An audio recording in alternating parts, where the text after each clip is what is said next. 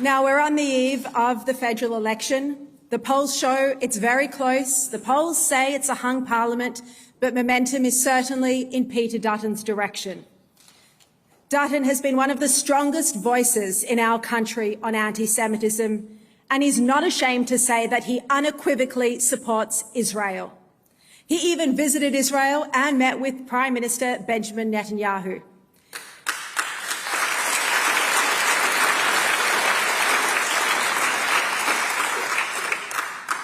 Dutton has been unwavering in his fight against the Albanese government's hostility to the Jewish state in forums like the United Nations, and he's advocated strongly for tougher laws to combat anti-Semitism. This isn't a case of politicising the issue. This is just because it's the reform that we desperately need in this country. I'm delighted to say the federal opposition leader, Peter Dutton, joins us now.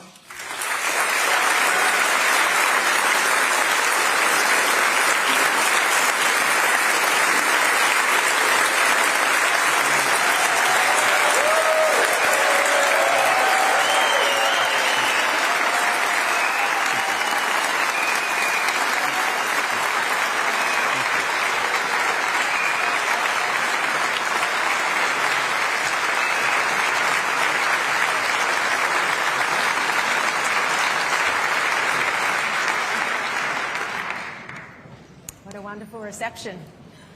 It's a very emotional time, and I'm really honoured to be here with you. So thank you, Sharri, for all that you've done, the stoicism, the leadership in face of hatred and putrid, vile online attacks, and you've stood up for the community, and you should be incredibly proud of what you've been able to achieve thus far with a lot of work ahead of us. Thank you, but we're so grateful to have you here today. Peter Dutton, the Director General of ASIO, Mike Burgess, last night said that the normalisation of violent protest and intimidating behaviour lowered the threshold for provocative and potentially violent acts. He said narratives originally centred on freeing Palestine expanded to include incitements to kill the Jews. Threats transitioned from harassment and intimidation to specific targeting of Jewish communities, places of worship and prominent figures. In other words, he's saying the hate speech was tolerated and it then escalated to violent crime. Peter Dutton, this should never have been tolerated at the start. It shouldn't, and it's a damning assessment from somebody who knows the space very well. Mike Burgess is an expert at counter-terrorism and dealing with the national security threat. He would be looking at the entire security and intelligence holdings that he's receiving, not just domestically but internationally as well. So we should take very seriously what he's saying, and it should be a light bulb moment for every Australian. Every Australian should recognise that this is a problem for them, for their kids, for their communities, not just for the Jewish community. And I think it's incumbent on every Australian to step up and heed the advice of the Director General of Security. And it's an abomination. If people don't know boundaries, and particularly given that we're dealing with people who don't adhere to what would be for many, the vast majority of Australians, as a standard of decency, they don't see life through the lens that we do. And that's why laws exist, to respond and to send a very clear message that certain behaviours are unacceptable, and that hasn't been the case.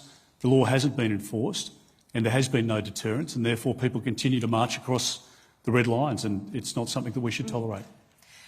He said the attacks have not yet plateaued, the attacks in the Jewish community, anti-Semitic attacks, and yet we just heard the Attorney-General of Australia, Mark Dreyfus, claim that TV networks, presumably ours, and newspapers, again presumably News Corps, are covering this issue for ratings or sales. What's your reaction to a comment like that when we heard the ASIO Director-General last night say that this is a grave issue? Well, I think it's just a further blow to people within the Jewish community and decent Australians who support them, because I think the government should be speaking with those people who have been victims of the attacks, of the doxing, of the personal abuse.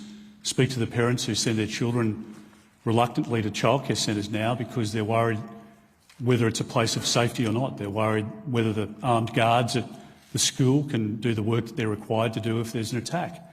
And none of us as parents otherwise across society have to experience that whatsoever. And if the government's suggesting that somehow this is an issue that's been politicised or emphasised for political gain. I think they're completely removed from the reality and the horror that people are living. It destroys me that we have people in our country of Jewish faith or heritage who are living in fear and don't recognise this country. We're an inclusive country and we've welcomed people from every part of the world, and it's an incredible part of our fabric, and that we would treat people like this is just unbelievable.